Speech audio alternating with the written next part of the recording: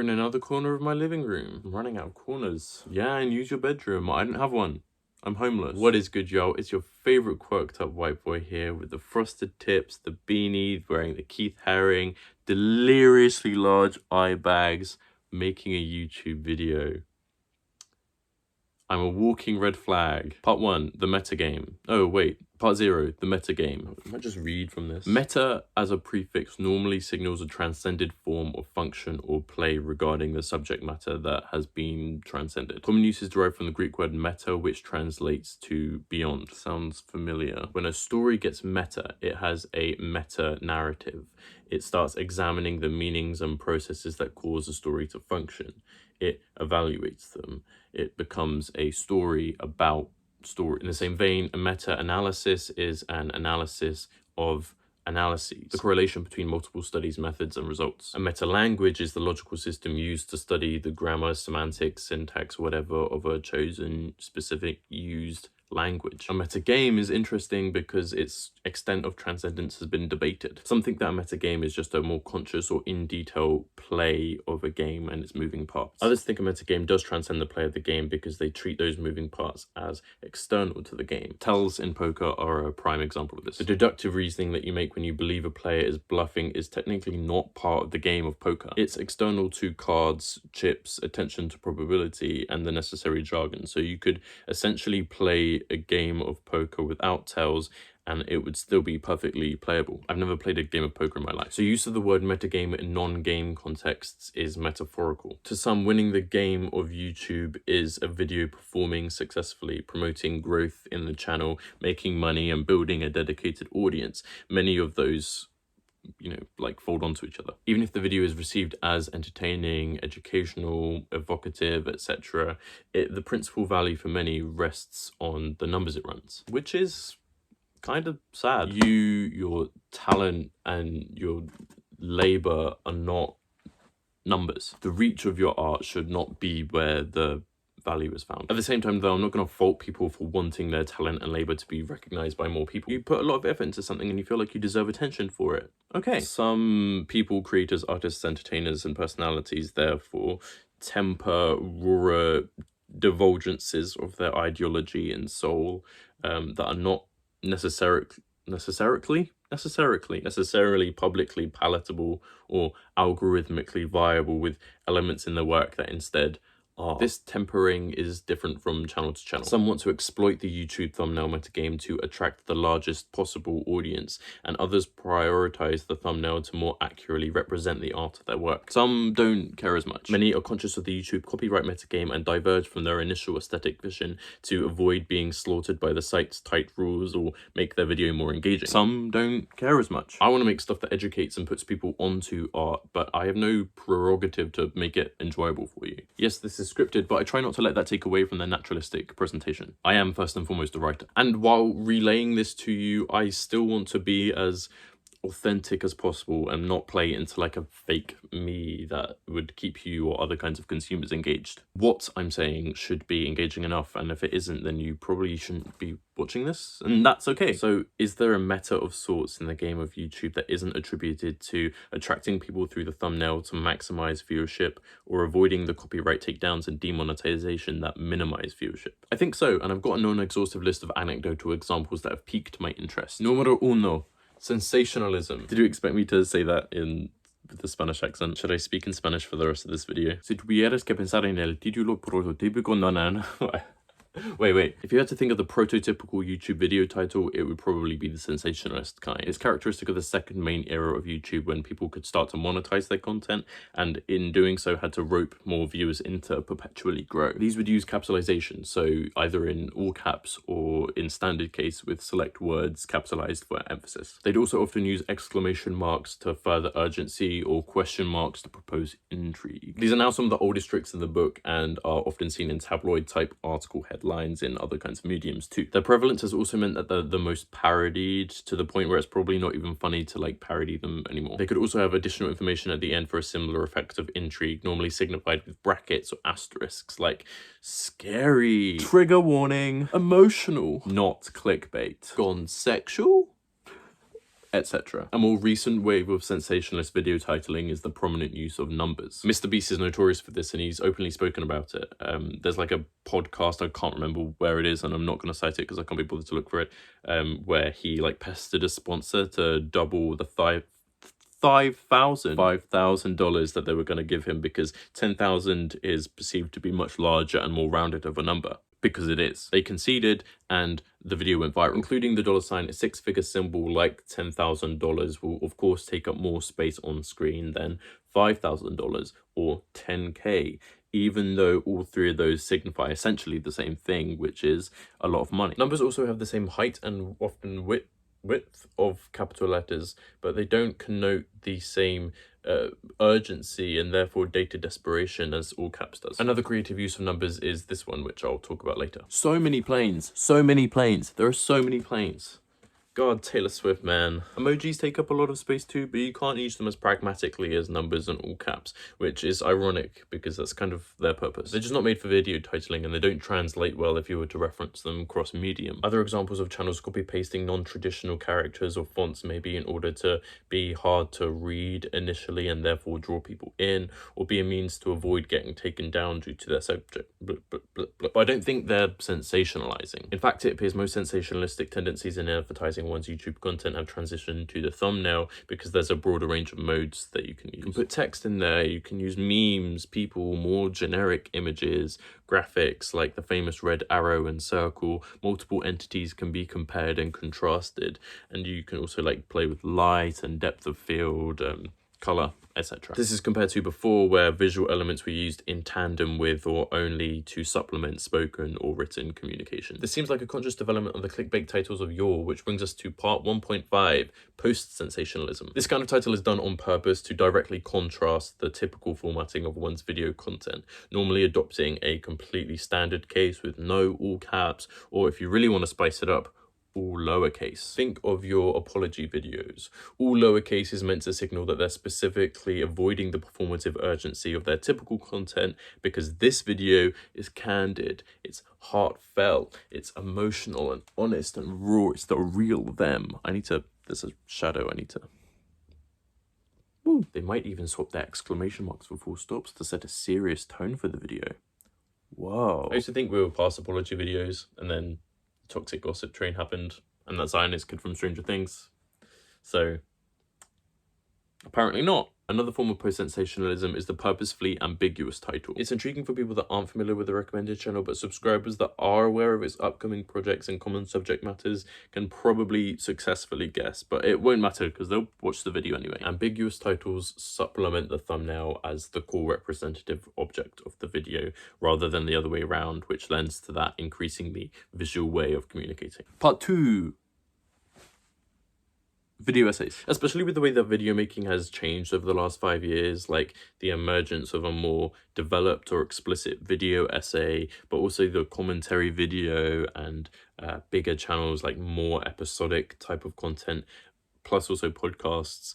There are some formulas in titling that people follow to signal the kind of content that they make. You've got the X preposition Y titles, where Y will be the general field and X will be a specific subject matter, value judgment, action, or description. The first that comes to mind is the misandry of the manosphere, or bioessentialism in gaming. Trad wives against feminism. Pointing this out isn't pointing out like a flaw or anything, by the way. Like, these videos are way better than this one, and the owners of these three channels are wise in their own respective ways. X preposition Y can get out of hand though, especially when X is like a meme, like the Xification of Y. The ficationification of the commentary video title is something to be studied. It is efficient at summarizing the content of the video though, which is normally talking about the process of a change or assumption within a specific field or community. This was pioneered by Turb with one of the best video essays to come out in 2022, and it seems to be the most effective when the process is seemingly sudden or unexpected or not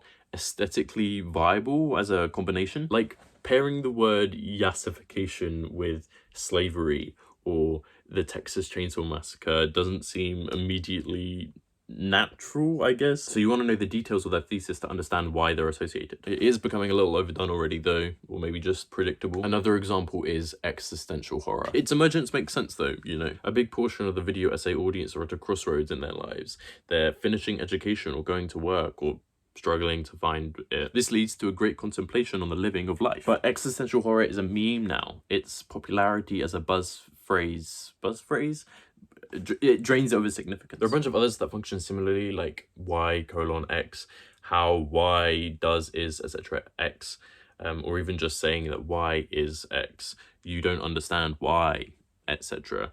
Those latter two intending to bait people that disagree. Why would he try to attract fans of a piece of art or franchise by telling them that they don't get it? Like, Part 2.5, covert fronted adverbials. Last one. It's a relatively recent phenomenon, but I've not seen anyone point it out yet. I don't know if I'm the only one that fell for it, but there's a selection of film scene analysis channels that market themselves covertly. So a vast majority of low quality reposts of funny clips or film scenes don't bother with titles and thumbnails because they don't really have an intention or need to attract an audience. People will inevitably click or tap on a scene they're familiar with because it's a safe option of content, and the anticipation of rewatching it again or it being funny produces the serotonin. New York, I'm walking here. A lot of these meme captions begin with subordinating conjunctions, most commonly with the word when. So you could write the sentence, scary stuff happens when you are having a nightmare, or you can swap the two clauses around so that the adverbial clause instead frames the predicate. When you are having a nightmare, scary stuff happens. Memes are often a visualization of the predicate, so authors construct their own fronted adverbial clause for context, and this is a large attractive force. I might not care about a guy that looks like he's from a Gmod meme because it's like old or something, but when you artist in Ohio, what does that mean? These film scene analysis channels do the same thing, but because fronted adverbials are still perceived as exclusively a feature of meme video titles, they bait consumers into thinking that's what they're gonna get, and then impress them by surpassing the expected low or kitsch quality with intellectual analysis. So they stay. It goes from your film will have better performances in it when you stop casting your actors off the street to when you stop casting your actors off the street, your film will have better performances in it. The predicate becomes the thesis. When you... Part 3, interacting with other modes. When I say mode, I mean like a specific format of communication. A title is a communicative mode that can do things that a thumbnail, a different mode, can't do, and vice versa. There are some channels that are aware of this emerging formula of meme fronted adverbials, but they don't understand their meta multimodal interaction. Metamodal? The most far-reaching examples have very candid-looking thumbnails, as if YouTube has like automatically chosen for them from the existing footage without much input from the person that has uploaded it. So a highly stylized and edited thumbnail that communicates effort and budget is not going to have the same effect. It doesn't just look like an upload of a scene. A big part of the YouTube video title metagame is making sure that it functions in conjunction with other common typical elements or communicative modes that appear in the recommendation sidebar or homepage. Some people change the title to bait people that initially gave it a miss to watch it when it comes around in their recommendations like a second time because they think it's a different upload. You could add a subtitle to your thumbnail, sometimes continuing the train of thought implied by the title. But what else is there? Well, you've got the channel name, its profile picture, maybe when the video was uploaded, the view count, and the video length, and these can be meaningful to the consumer. There's that Tom Scott video that I mentioned earlier that has some sort of code attached to it so that it automatically adjusts the title so that it matches the view count. So if people recommended it for the first time, they're like wowed because they think they're witnessing something magical and exclusive. If that happens to you, I'm sorry for spoiling it. Actually, no, I'm not. If something is presenting itself as a video essay and it has a low amount of views, I might be intrigued because it's nice to find a niche gem every once in a while, and I'm inclined to believe that they're not trying to become a content mill. That's not to say every big channel is devoid of enthusiasm for their subject matters, but if you're churning out 30 minutes plus multiple times on every trending topic a month, then, you know, there's the door. So I like small channels, but if YouTube recommends a video that is blatantly not useful to me and has a low amount of views, I'm confused. What am I supposed to do with this? It's clear that the algorithm hasn't like properly managed to differentiate videos based on like specific parts of their content and form yet. Because I've clicked on a couple low view videos before, it's handing me as many as it can, like an estranged dad trying to connect with their child by buying them 1 million of something that their child offhandedly mentioned that they like once. My dad's watching this, so I'm just gonna say this is not like a jab at you, it's like a stereotype. like it's like a meme. If I'm recommended a video from like 16 years ago, I might be obligated to click on it because the bulk of my recommendations are relatively recent uploads and or video essays. I know 100% I'll check it out if it is a video essay from 16 or even 8 years ago, because I'll want to compare the Sontagian content and form to the video essays of today. Content creation and curation trends are very different now. Video essays then were a nigh impossibility, not just in my personal algorithm, so to be recommended with something so out of time is legitimately interesting. A 2.5 hour video from 2016 is more likely going to be like a live stream VOD or raw footage than a video essay or documentary. Meanwhile, unless it's about a very time sensitive matter, or it's on a topic that I'm researching, or it's something by a content creator that I have faith will meet my personal standards of desired depth, articulation and or accuracy of analyzed data, I'm probably not going to click on a brand new video right away. I have the entirety of history to catch up on, and you want me to listen to now? Brand is important in this era of content creation too, and this stretches far beyond YouTube. Therefore, the channel name and profile picture in conjunction with these other elements play a part in the effectiveness of a video title. How distinct or professional does your profile picture look compared to your thumbnails? I'm guessing a flashy thumbnail with a custom typeface is coming from a channel with a profile picture that required a similar amount of labor, stylization and whatnot. Its titles are usually strictly standard case. Therefore, if you're being given a video where those things don't match up, you expect that the content creator is diverging from their typical standard of quality. That could be interesting. Similarly, if you know an audience of a particular subject matter consumes a particular genre of YouTube video, you might be able to frame your video in the same way as that genre, rather than what you would normally do. For example, I've been getting recommendations for a playthrough of Disco Elysium where each part is advertised as a commentary or video essay about it. Many titles are quite definitive or monolithic, like the video exists by itself, when in reality it is bound by a serialized format. This employed title convention is different to the title format of their playthroughs of other games. This part was going to be called part okay, I feel like I'm yapping, so let's wrap this up, but I started feeling really derealized and thirsty and stopped recording. So time has passed and now it doesn't feel like I've been yapping. I guess it's not really applicable anymore, or I guess now it is. Part okay, I feel like I'm yapping, let's wrap this up. So this was a response or continuation of those implement videos from 38,000 hours ago, and in them he looked at where the future of thumbnails and copyright on YouTube were going. So let's see what happened in those 38,000 hours and set some expectations going forward for the video title on youtube.com. In terms of copyright, he was right in not thinking that we'll soon see a change in copyright legislation that favors the little guy. His list of commitments that YouTube should take to better mediate copyright disputes has not been actioned. All it seems to have done is let disputes go if a manual response hasn't been made a month after the initial claim, which does nothing to propose that we should have a third party execute that manual check. A couple months after Implement's videos, Tom Scott released a very important outline of the system, and the Case Act that he mentioned was passed into US law later that year. So it allows the little guy to defend themselves or make claims, but only if they have the money, so not much has changed. On the thumbnail front, Empleman suggests 2 design principles that he would like to see. The first is the use of negative space, which I'd realized I've been doing on some of my older thumbnails. You can find them on Patreon and not here because they suck. This is still an underrated idea in my opinion. It gives you the opportunity to like grab people's attention by having the subject leap out through the, boundaries of the thumbnail, but the consistency of the time stamp in the corner can like hamper it a little bit. Then there's quote-unquote information flow. This has definitely become more popular and has allowed the thumbnail to become the core representative force of the video instead of the title. A visual icon is arguably more memorable than a spoken or written mantra anyway, so I guess it depends on the title. For my thumbnails, I just choose like a random frame where I look half decent and then plaster some of the assets that I used for the video just like around me. I think if I choose anything more like professional looking, then I won't really be representing the video very well. As for the titles, they're normally the first thing that comes to mind when I get the idea of a subject matter to research. Then I might alter it as the project evolves, and then the title can like better reflect that change. Like the last video went up with the title of the song being analyzed. But I talk about TikTok's relationship with the song too, so the imagery of selfishly consuming one more TikTok rather than that of sharing a beverage before the world's end seemed more evocative.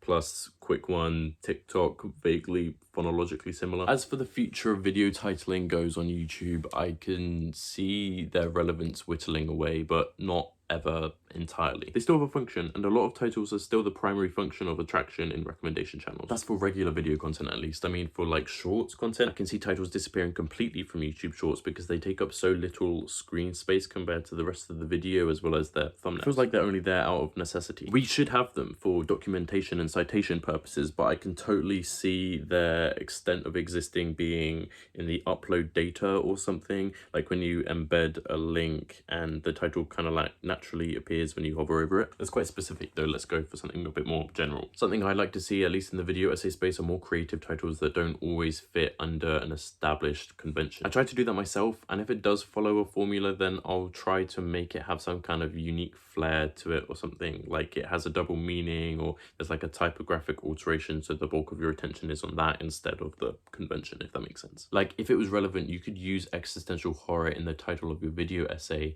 if you like alternated every letter in existential horror to be capitalization, so it looked like you were kind of making fun of it as well. I don't even know how many of these I'm going to make. I'm running on vibes only at the moment, and I know that's not sustainable, but I'm not a company. I'm not more entertainment to numb the mind. At least I don't want to try to be. I am not getting stepped on by Godzilla. I live to write. I live to intermediate culture more honestly than some people have been intermediating culture in the past couple of decades. I live for my friends and my family and art, and I live to connect with people that I know, and I live to learn. I live or want to live well separated from social media. It's a nasty and hostile place, but it does provide a nice jumping off point to explore what I do live for. I don't want my efforts to fulfill those wants hindered by trying to appease some ones and zeros. In fact, I think I need to reckon with how my efforts might be hindered by trying to please me. There was a black bar at the beginning of my last video that I missed because I didn't correctly size and orient the TikToks or Instagram Reels or whatever you want to call it. I immediately went to rectify it, but in the process of exporting the video again, a sickly feeling emerged in my stomach and I could not bring myself to go through with the re-upload. Why? Algorithmically, I didn't have much to lose. It's not like many people watched it. In truth, the original was locked in as being uploaded on the 8th of February, which is what I planned. And if I were to deviate from that, then what I'm set on doing may feel like it will like collapse in on itself. It might seem meaningless, I don't know, but the date of its upload felt like more valuable of an aesthetic act than the fixing of the mistake. It feels like I'm a hostage to the art that I want to make. And this was a video about YouTube video titles?